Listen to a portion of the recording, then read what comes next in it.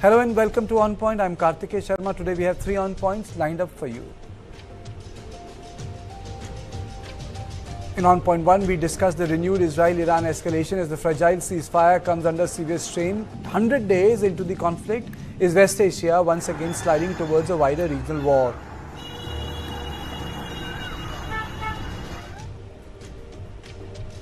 In On Point 2, we discuss the arrest of YouTuber Maridhas and the growing political controversy confronting Tamil Nadu Chief Minister Vijay.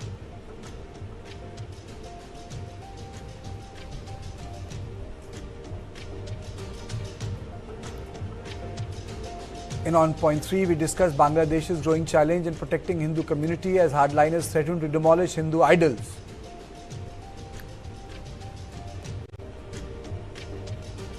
And now let's take a quick look at the headlines. In a major accident in Visakhapatnam, a bucket carrying molten steel reportedly collapsed during a lifting operation. 9 killed and several injured.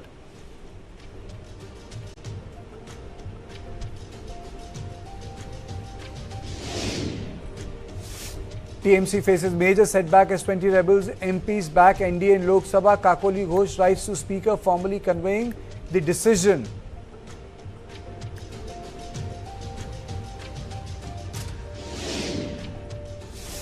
India bloc demands Education Minister Dharmendra Pradhan's resignation over NEET and CBSE controversies. Opposition alleges lakhs of students were let down by failures in the examination system. India to invest rupees 13,000 crore for dual-use airport and runway for Navy and Civil Aviation in the Great Nicobar Islands. Project to be completed in 5 years. Indian seafarers on board vessel Marivex evacuated by helicopters after attack off the coast of Oman. Rescue operation launched as authorities assess damage and ensure safety of crew members.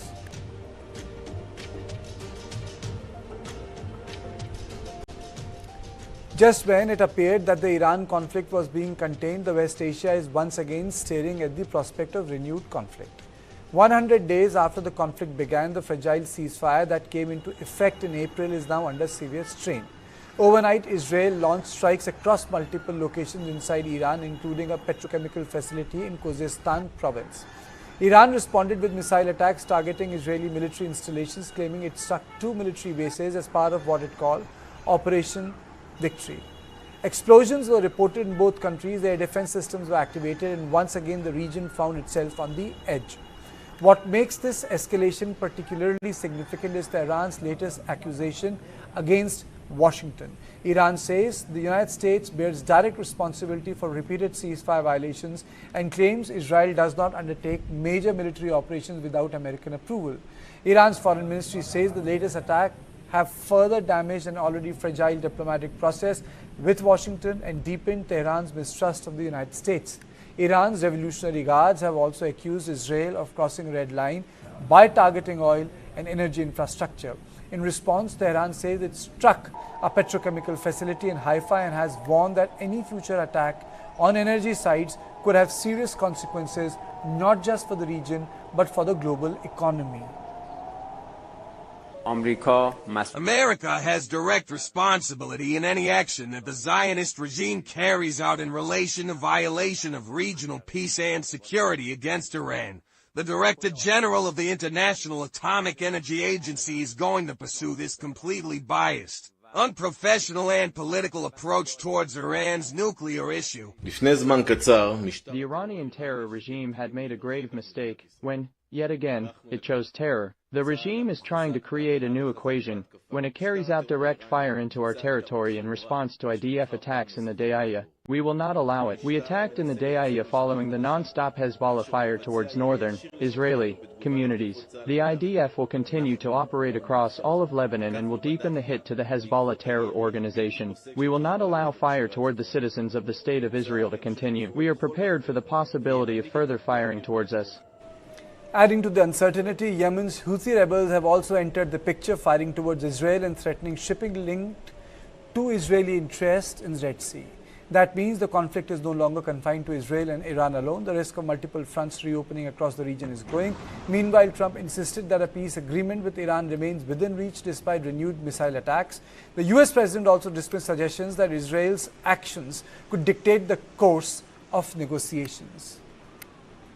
We're very close to having a deal. And if we don't have a deal, we'll do it one way or the other. Either way, we win. They don't even seem like big points. They've conceded the fact that they will not have nuclear weapons. We had a clause in there that we will not develop nuclear weapons, and everybody was very happy with it except me. And I said, well, what happens if they not develop, but they go out and purchase, they acquire? I want to put the word, if they buy or purchase or acquire, you've got to have that in there too, because that's not developing. Would you unfreeze any Iranian assets or lift any sanctions up front as a part of any deal? And amid the worsening security situation, India has also issued a fresh advisory. The Indian embassy in Tehran has urged Indian citizens to avoid travel to Iran and advised those currently in the country to leave using available means of transport. The biggest concern as of now is a steady collapse of diplomacy. Talks between Tehran and Washington appear increasingly fragile. The question now is whether the region is witnessing another temporary flare-up or whether the West Asia is sliding back towards a full-scale regional war. On this issue, I am joined by Ambassador Veena Sikri, former Indian diplomat, Major General Sudhakarji, and Ile Page, Director International Relations, IDSF. He joins me directly from Israel. Let me straight away go to Ambassador Sikri. Madam, what are we looking at? Is it renewal of the conflict, or this flare-up is going to be part and parcel of the life which we witness in West Asia? Ma'am. Well, it is definitely a renewal of the conflict, and this time I think the significant difference you're seeing is that it is Israel which has entered the picture.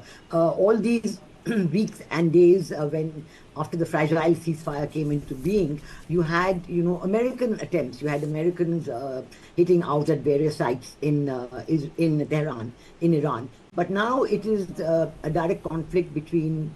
Seems to be a direct conflict between Iran and Israel. Certainly over the last 2 days, that has been the big focus. And I think, and I'm pointing this out because one of President Trump's tweets actually said this, that Iran and Israel will be talking to each other. So is he trying to push for direct negotiations between Iran and Israel? I mean, this is part of his whole plan for the Abraham Accords, to draw in the Gulf countries into the Abraham Accords. And also there is a feedback today that the foreign minister of Iran has spoken to the leaders in Qatar.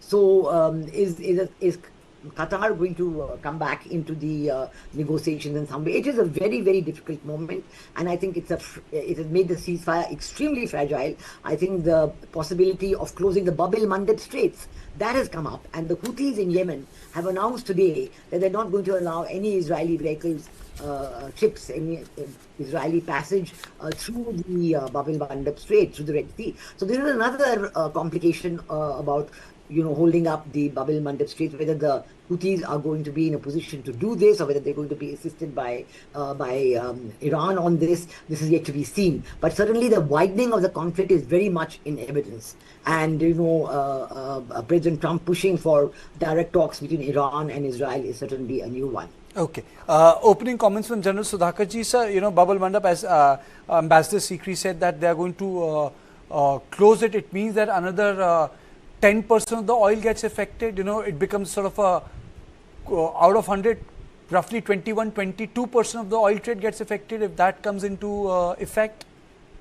Yeah, Karthik, good evening. Thank you for taking me for your show, and my warm greetings to very distinguished and esteemed co-panelists. Absolutely, you're spot on. In fact, we always account 20% of energy flowing out of Strait of Hormuz and 12 to 15% of trade I'm talking of through the Red Sea, through Suez Canal, and put together it will actually be 30 to 35% approximately of the global trade, which will actually cripple the global economy. As it is, the global economy is experiencing lots of churn and lots of challenges. We are heading for a global recession. But having said that, let me make very quick reflections in the backdrop of what has happened, 40 days of war, thereafter the Operation Freedom and double blockade in Strait of Hormuz, and allegations of retaliation, counter-retaliation. Certain things have actually come to light. The CIA report is very, very clear. They have said that Iran is still left with the military capability which will last an intense operation for about 4 months' time. They have also said that the missile inventory are around 70 to 71% left with Iran. They have gone silent about the surge capability. Surge capability is the capability of a country to produce military hardware during the war-like situation. Just to give you a small example, drone they produce something close to 400 drones costing around $20,000 daily. So 400 daily in a month comes to 12,000. You subtract the non-working days, around $10,000 to the kitty, and they had a stockpile of 86,000. They have spent around 10,000 in 40 days. So they're in a very good position. Last but not the least is the quick point that I am saying is that there is a track 2 dialogue which is in progress. Lot of responsible notable figures have shared this. While the dialogue is on, Israel is the last country to be stopped from firing at Hezbollah. Because they say if Hezbollah is attacking their civilian population, they are entitled to protect themselves. This part cannot be ignored. Also, one part cannot be ignored, that if military bases of USA in Middle East or the GCC countries are being used to attack Iran, Iran will continue to counter-attack or retaliate to all these kinds of firings. Hence, Bahrain and Kuwait have become the target. That's all. Back to you, Karthik. Okay, so let me rephrase this question, because that's what I would have asked to L.A. Peish. Is Hezbollah destabilizing the entire West Asian peace process, one? Or the other side, the other picture which a lot of analysts says, has the response of Israel against Hezbollah been disproportionate, destabilizing the West Asian theatre? I think your question is spot on. To Ile, then I'll come back to you, Veena ji. Yeah, thank you very much. I think your question is spot on, because our conversation began about Israel and Iran, but the reality is, what was the catalyst for this new level of engagement that we didn't see over the last, we had 40 days of fight, then we had a couple months of ceasefire. What was it now? What Iran understood was that its primary proxy, Hezbollah, was getting significantly degraded. All of the conversations and the debate over creating a ceasefire, Iran kept insisting that they need to connect an Iranian-US ceasefire to Hezbollah. They were protecting Hezbollah. They made it abundantly clear. For years, for decades, Hezbollah expressed that they were an independent Lebanese entity. But over the last few weeks and few months, it became clear that no, they are completely under the control of Iran. And as initially, Iran established Hezbollah in order to protect Iran from a future Israeli attack, the reality is now the opposite, is that Iran is now in a position that they have to be protecting Hezbollah. Hezbollah, over the last few weeks, last few months, while there has been a ceasefire, the northern part of Israel has not experienced a ceasefire. There are attacks every single day. Israelis are dying multiple times a week. So there was no sense of a real ceasefire. Israel continued to fight back and had been resisting, attacking in the Dakhia district of Beirut, which was a Hezbollah stronghold. Israel did attack there, and then Iran went further. Why? Because Iran cannot afford Hezbollah to be degraded to the extent that Israel is doing so. That's what this fight is all about. Okay. Ambassador Sikri, Houthis, Hezbollah and Hamas, Triple H, the three arms of the deep Iranian state. Now the question is, what came first, chicken or the egg? So by taking care of these three H, do you think that the West Asia can be a peaceful place? Or taking care of the hardliners within Iran can take care of these three, and then West Asia can be a peaceful place? How does one address this issue of 3H, which Israel says is very, very important to their security? But, madam, there are panelists, there are experts who say that at least in case of Houthis and Hamas, some sort of a political resolution is also required. It just cannot be a security solution, because they are rooted in their political, historical context of the states. I can discard Hezbollah, but Hamas and Houthis?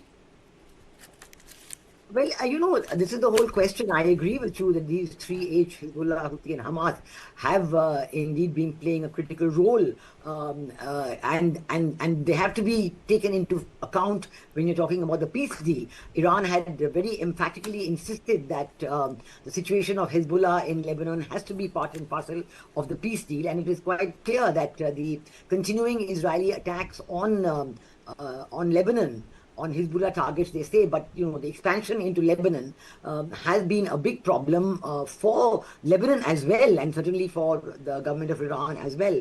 So that issue has certainly not been solved. The Hamas that you mentioned, we don't know. There's been very little news coming about what's happening in Palestine. It's happening in the Gaza Strip, but we do know that that there has been a barrier has been built there, where beyond which the residents cannot go onto the Gaza Strip. So that problem has not been solved. We do not know how the peace deal that was negotiated there is coming out, because the second stage of that peace deal has not been reached as yet. And the hostilities are also continuing there. People are continuing to die there. So all these three have to be taken into account. The Houthis in Yemen and their impact on the Bab el-Mandeb Strait is to be seen, whether they will be able to effectively bring it about. But what I'm trying to say is that the peace deal, which was so far being discussed directly between Iran and USA. Sometimes Oman was the mediator. At one time there was a conference in Islamabad, but Pakistan doesn't seem to have been in the picture for a long time. And now, from President Trump's latest tweets, since Israel is doing the retaliation on Iran this time, and you see that the American forces are quiet. And, again, in all his tweets, he's talking about Iran and Israel, and about them talking to each other. So I think this is a new factor that has come in, because we saw that last time when President Trump tried to get all the Gulf countries to accept the Abraham Accord, there was a pushback. There was a pushback from them. So I think this is now another way of doing it, by getting Iran and Israel to talk to each other to end the shooting. So this is a new factor which has come in as of today, that number one, Israel is doing the attack on Iran, and number two, President Trump is pushing Iran and Israel to talk to each other. So I don't know what complication this is going to have in bringing about the peace deal. I think it's going to have a major complication, because so far the negotiations were on a different level altogether. So I think it's a very dangerous effect that has taken place over the last 48 hours, where we've seen the Iran and Israel hostilities stepping up remarkably. We've seen the impact on the price of oil. It has gone up by $4 and more per barrel. So we do see that this is a major complication. It's going to be devastating for the world economy, and certainly for India is going to complicate matters hugely in terms of energy security. Absolutely. Absolutely, madam. I completely agree with you.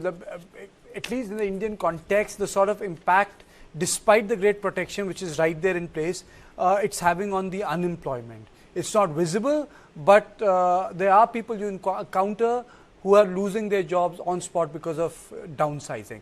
But let me take another aspect of this conversation to General Sudhakarji. So there are a lot of tweets which I read, in which a lot of analysts, security analysts of West Asia say, well, this is the only window we have. Let's finish this business once for all.